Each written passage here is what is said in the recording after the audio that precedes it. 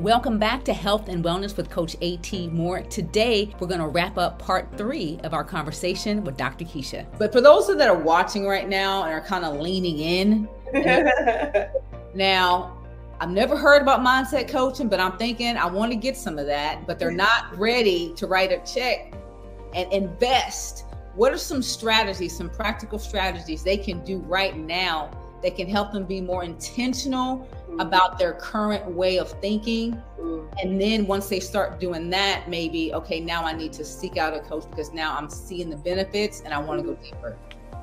I have a free 99 suggestion. Okay. Follow me on Instagram. Yes. Dr.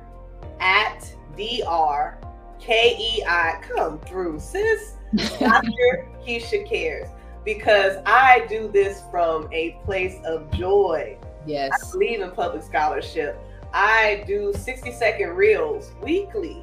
Yes. I hire somebody to take this thing to the next level where I share practical tips and things. Today, I was inviting people to engage in movement.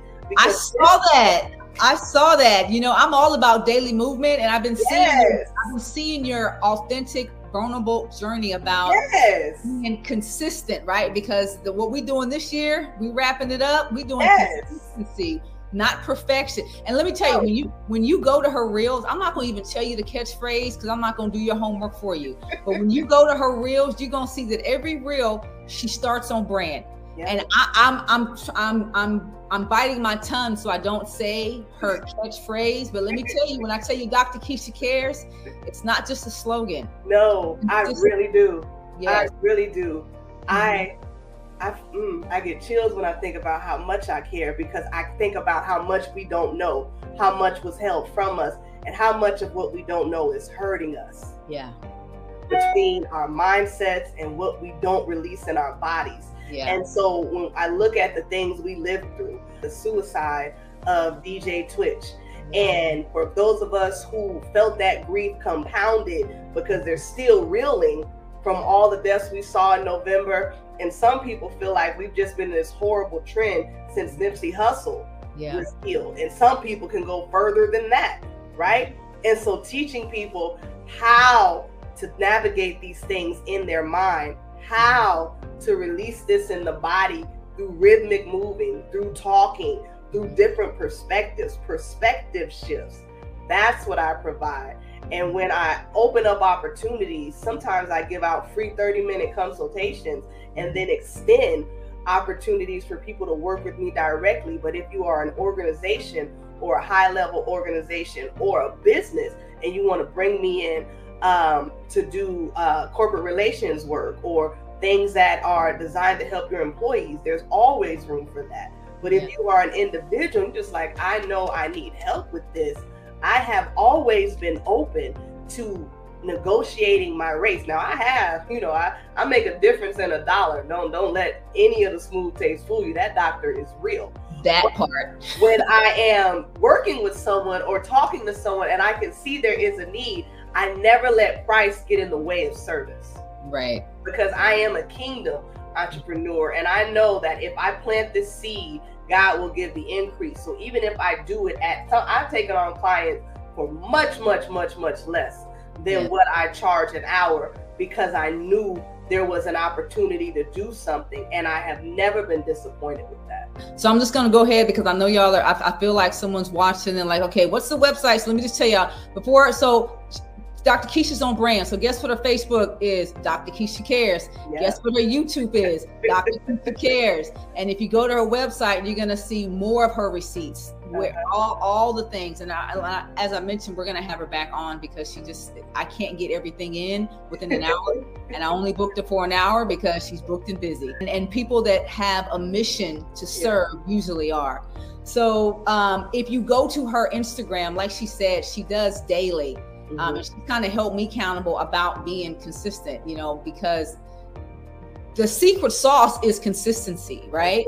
And when I go, sometimes you just need reminders. And I really curate my social media because if I'm going to be on there, consuming, I want to make sure it's food for my soul. And so she's one of the people that I look at daily just to get, okay, all right, my takeaways. And so that consistency piece has planted a seed. So go there every day. She's going to make you account, and she's going to show you that she's in the gym. Right there with you. Yes. Right there with you. I'm not like, effervescent, like, no, sis is sweaty. She's letting you know it's the social proof, Yes. So, you said something when I watched two people talk about the loss of DJ Twitch. And it elicited an emotion in me that I had to check myself. I didn't even know him, but it just came up because it was down there. I heard Tabitha Brown give her speech and how she couldn't get through it. She was just talking about how it affected her. And then I saw Ellen's piece on him, and that loss just hit differently. And I think it does because it just reminds us, one, that life is short and that there are people hurting. Yes. Yes. I had a similar experience. In the morning when I found out about it, I was like, okay, I need to do something that's soothing, that's comforting. And there's a place where I love to get ramen. And so I said, you know what, I'm going to treat myself and have a ramen meal. And I'm going to because I'm very on top of my health. I'm like, you know what, I'm going to just have a cheat meal. And so I ordered a dish I had never ordered before, but that the restaurant was highly regarded for having. But there were a lot of choices. Well, do you want this? Do you want that? You can have that. You can have this. And I answered the first question to the best of my ability. And then when he asked me the next question, I just said, hey, this is a comfort meal because I am dealing with an unexpected loss. And I just want something comforting. And as I said those words, tears just started to fall. And here I am at the ramen counter. This man doesn't know me from a hole in the wall. And I am full on just having a moment. But what I knew, and this was this week, and what I knew from my training is that my body was responding to the truth of what I said, because we like to think our mind and our body are separate. But my mind spoke to the man, and my body agreed by releasing what it was carrying. And I didn't even know that it was in me to cry for this man. But I allowed myself to be transparent and have it right there in that moment. Now, I didn't full out ugly cry, but I didn't get it together. No, this is what I'm feeling. And he said, I'm sorry for your loss. And I said, I thank you for your humanity. And when I was able to, compose myself, I went to the other table and I waited for my food. And then I just stood there and I realized his death is triggering on so many levels. It's the holiday season. He was a beautiful Black man. He was a husband. He was a father. And it was tied to gun violence, whether it was self-inflicted or not. And for people who have lost anyone to gun violence, to people who have lost anyone to suicide, to people who feel like they're by themselves, who feel like they're on the verge of giving up, his passing in the way in which it was a landmine. In terms of how the massive ripple effect it had, because we knew him publicly as a joyful Black man who had somehow escaped and made it. Because you don't see a man of his size, of his stature, be embraced the way in which he was. And what's unfortunate about that is that even in his passing, we're still attaching him to Ellen. Right? And so you have all of these dynamics, but for individuals who look at this person and say, I can make it if I dance. I can follow my heart, because he got discovered on that TV show. He was a Cinderella story. In some ways. And so to see that leave us the way in which it did, that was a deep thing. And a lot of people may not see it on that level yet. But the body and their emotions are responding. in all of those levels subconsciously, even if the conscious mind hasn't caught up yet. Yeah, I have tried to release myself from always needing the question of why to be answered. Yes. Why am I sad? Why am I crying? I just know it needs to be released, because I know that if I don't release it, it does more damage. And so now when I read something or I hear something and it makes me want to cry, I cry. I let it out. It's it's therapeutic, and it's what my body needs. I need to release it. And I've been sharing that with some of my family members about, if you have to cry, cry. I tell parents, like, you don't realize how much damage you do when you tell your child, it don't take all that, because it might for them. Right. When you make them have to stifle something and push down something that needs to come up, it does something to the inside of them internally, and it teaches them that their emotions and their feelings are not valid and they need to hide them. And that's never okay. Right. Never okay. And that's that disconnect, because we think, again, we think our mind is the end all be all of who we are. Yeah. And we forget that our body needs to respond. Bessel van der Kolk wrote an amazing book called The Body Keeps the Score. I listened. My husband gave me that book. It was this thick. I read the first chapter and I said, I'm not going to get through this. So I listened to it on audio, and then I heard him on YouTube speak it. And you take him and Peter, I want to say Levine, but I know it's not his last name. Those two books gave me a total different awareness about trauma and PTSD.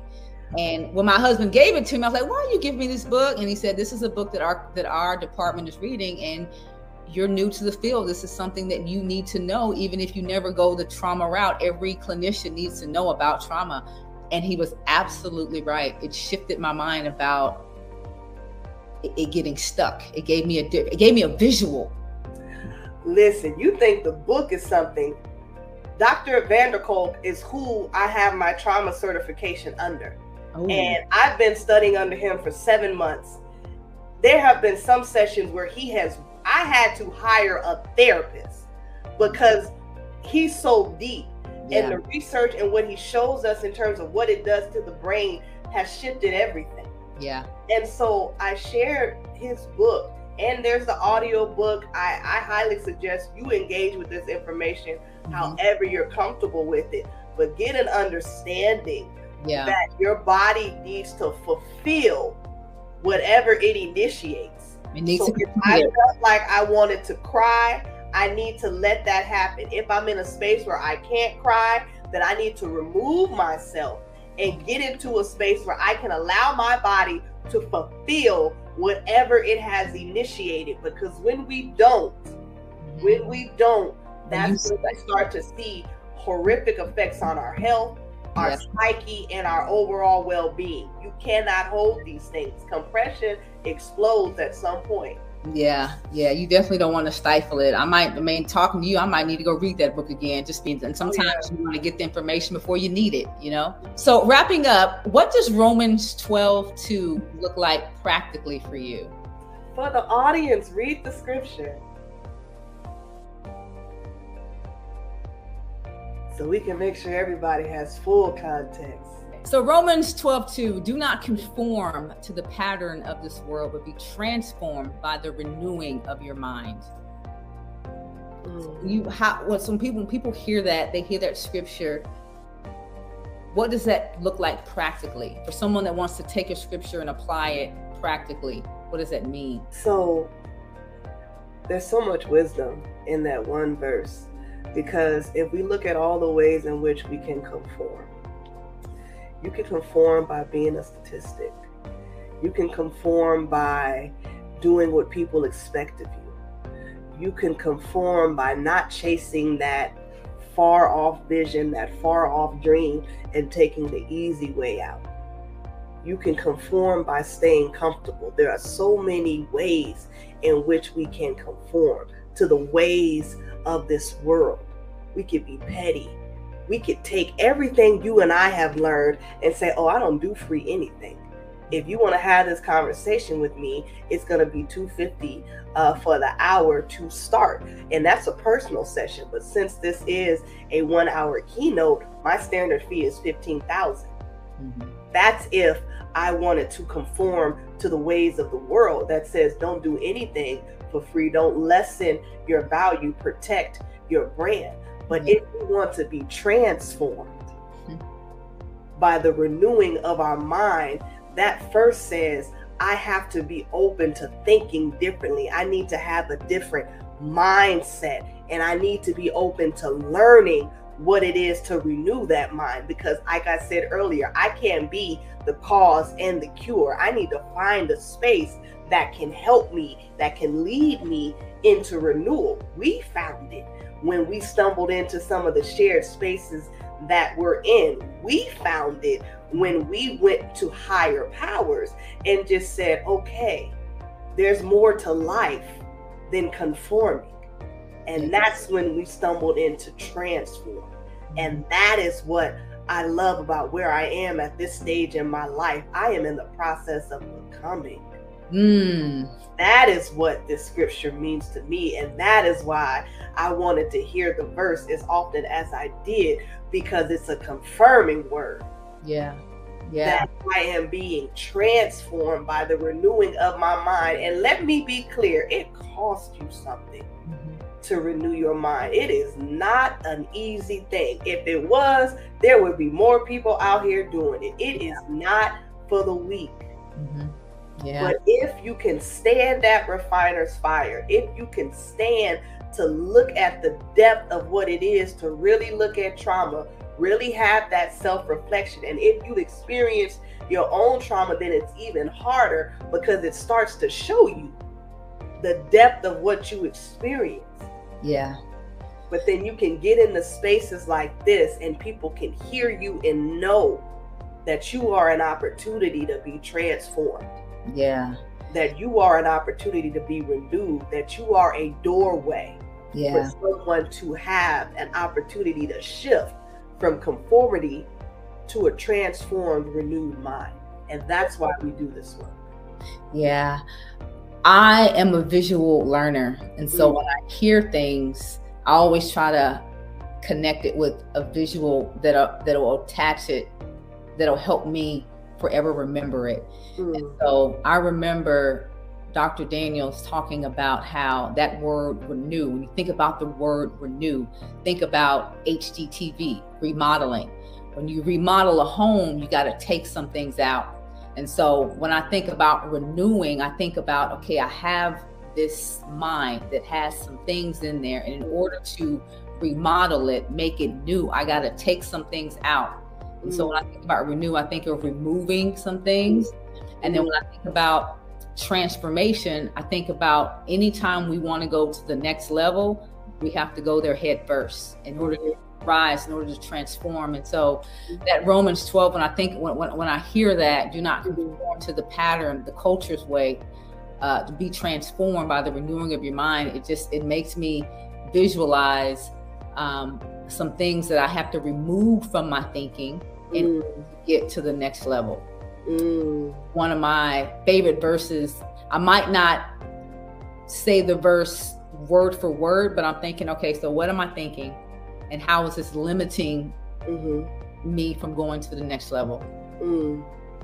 So do you think there is a link between a person's EQ and their mindset? We haven't really talked a lot about emotional intelligence, but when you were talking about how you don't feel called to help everybody with their blind spots, I immediately thought, okay, she's aware of emotional intelligence, because when people aren't willing or ready to be not corrected, maybe challenged on some of their bias and limited beliefs. And in order to know that, you got to be tapped into your emotional intelligence. Would you say that's right? Or Oh yeah.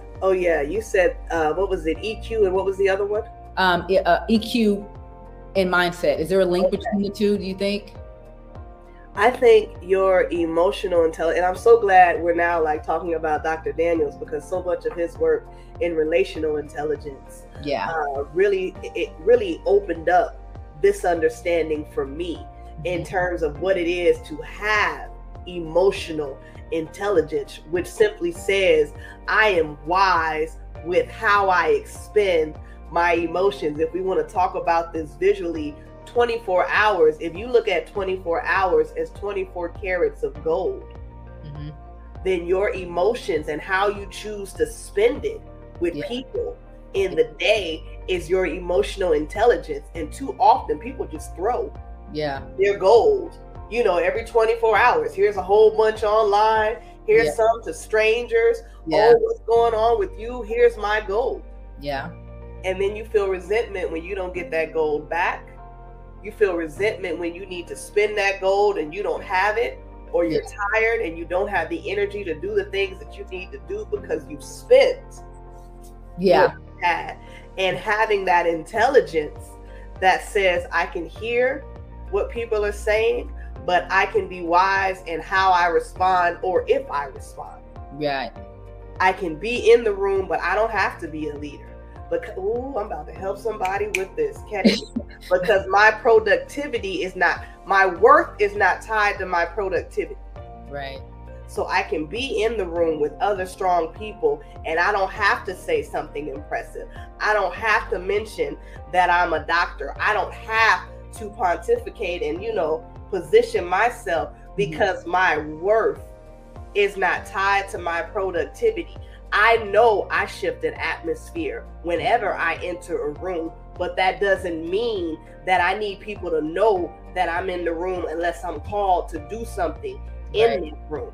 I may simply be in this room to listen and hear where other people are at, or learn from somebody else in the room. And that may be my only reason for standing in this room. But I have the emotional intelligence to stand here and enjoy the moment, or learn from the moment until it's clear what it is I am to do in that space. That's emotional intelligence. Because here's something that you can do as a real life experience. When you get into a room, notice who talks first. If they're not the leader assigned to the room, if it's just everybody's in the room, notice which personalities start showing up. And that's when you can start to tell where people are in their own emotional intelligence. You are absolutely right. And some of the Zoom calls that I'm in with multiple people, you get a before the person comes on, you get a chance to see a lot of that. Some of that, you know, when people are in the chat or talking and stuff, when you're on you know, just business Zooms or community Zooms, you get a chance to see, okay, who is speaking first and who is speaking, and are they speaking from a place of need to be known, heard, community. So yeah, I agree. I totally. And that's where you start to see mindset, right? So like emotion, to answer the full question, emotional intelligence determines when and how you enter and speak, and why you're doing it is the mindset you have around why I need to do it. Right? So for people that are like, okay, I am now off of the fence of needing a mindset coach. Who do you work with? What does your clientele look like? Do you work with teenagers? Do you work with college students? You know, what does your clientele, you know, look like? Do you have a specific, do you specialize in working with a specific, in a specific area? I do. So I am very selective in who I take on as my individual clients, because I'm an all-in coach. Like once you sign up with me, like we're in it. My job is to coach you into where you no longer need me. Like I coach myself into unemployment. So that's how deep I go into it. And I am looking for, it's not really an age thing, but I am looking for people who are chasing purpose, in the sense of you, like women like yourself who are stepping out here and doing great things, and you need that support, or you need that additional person that says, okay, how do we take this $1 million idea to a $1 billion idea? Like I am a visionary and I don't play small. And so I'm interested in people who know they have greatness in them, or who are in the process of pursuing greatness and they want to go to the next level. Those are my tribe. I am a coach for the entrepreneur and the leader who is like, I know I am destined to change the world. I know I am destined to shift the atmosphere. But how do I do it in this toxic environment? How do I continue to maintain my position until this thing changes? How do I walk through this toxic environment and not take this home with me? How do I shift my mindset so it doesn't push me out of what I'm working towards? Those are the clients that I have and that I continue to welcome. And that's what I work with. And that can be young, because we got some serious game changers in the technology space that are very young. And I welcome them as well, because when you start thinking about what your next play is and how you're going to navigate that, or when you start hiring people and you're dealing with people who seem good on paper, but they act like something different in person, and you're starting to question who you are as a leader, that's where the mindset coaching is so essential, so you can get back that clarity that you had in the very beginning. Ooh, Dr. Keisha, you are a movement, sis. My God. Are you? I sure am. You are a movement. And I definitely, as you're talking, I know this is purpose driven for you. And I know this is a mission for you. And selfishly, this question is really a selfish question, but I'm going to ask it as if everyone in the audience wants to know as well. Are you currently taking on any new clients? And if so, where can we send our application? I am always open to taking on the right clients. Okay. This has a great way of working itself out. You know, it's a new year is coming. I have coached myself successfully into unemployment with some of my current clients. You know, they're thriving. And now, like, I have transitioned from being their steady coach to just being a tool in their toolbox, and they can reach out to me when they need me. So there is room in 2023. And I like to keep it simple. Just slide into my inbox or slide into my DMs. Like, you have my Instagram, send me a message on Instagram. Somebody on my team will see it, or I'll see it, because I do check it, but I have people that manage my social media, or send an email to me. If you go to my website, you'll see it, info at drkeishacares.com. It's not hard to do at all. And I make sure that as blessed as I am to do the things that I do, what's passionate and what matters the most to me is that I can always be able to work at the micro level, the grassroots level, work directly with people. That's why I didn't want to be, and no disrespect, but I didn't want to go the university route. Yeah. I didn't want to be in a space where there was a lot of distance that stopped me from working with the communities that helped me get here. So you can reach somebody like me through an Instagram message. You can reach me through an email, because this is where I am the most passionate. It is why I'm out here in these streets and out of them ivory towers. Yeah. I like how you explain that, because with your resume, with all that you do, you could easily be leading a university. Yeah, I turned down some of those positions. I absolutely did. Yeah, I like it. You know, your work helping explain racism, diversity, equity, and inclusion to children, your approach to helping teens and parents have the tough emotional conversations around mass shootings and gun violence, how to have these conversations while regulating your own emotions in the moment. We didn't even get a chance to touch on that, but when I have you back, I really want to go deeper into that, because I know you have a book coming out, right? Yes, I do. I'm working on that book. I'm so glad you mentioned that. That should be coming out in 2023. I have an illustrator now, but it's a children's book, and I am excited about that. That creates a space to talk about gun violence and mass shootings, because Uvalde, this is happening to our babies in classrooms, and we need to be able to talk about it in a way that isn't terrifying. Yeah. There are conversations that need to be had. and parents and adults need to be able to have the emotional intelligence and regulation to have these conversations, because if we don't, then the kids are going to have their own conversations internally, and we don't want that.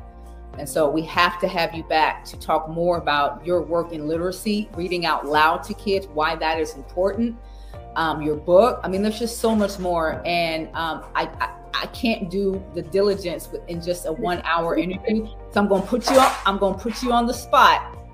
Can we have you back in 2023? How can I say no? You're my Daniels did, sis. Like, yes. So that's how we do. Okay, I love it. I love it. Well, thank you so much for agreeing to come on. Like I said, throughout this whole conversation, she's booked and busy. So I'm blessed to be able to introduce you to my audience. And we look forward to hearing from you in 2023. Thank you for having me. Audience, thank you for hearing me. Thank you for giving me your time. Coach AT, thank you for, like Jay-Z said, you could have been anywhere, but you chose to be here. And I appreciate you for that. What an incredibly rich conversation. Part 1, 2, and 3. And this is why I always chop up the conversations in 3 parts, because the conversations are just so rich. There's no way you can digest everything in one sitting. All of the books that were mentioned during our conversation, I'm going to include in the show notes. Please make sure you follow Dr. Keisha on all of her social media, her website, and her Instagram, so you can learn daily about the importance of mindset. This is Health and Wellness with Coach AT Moore. Thanks for watching.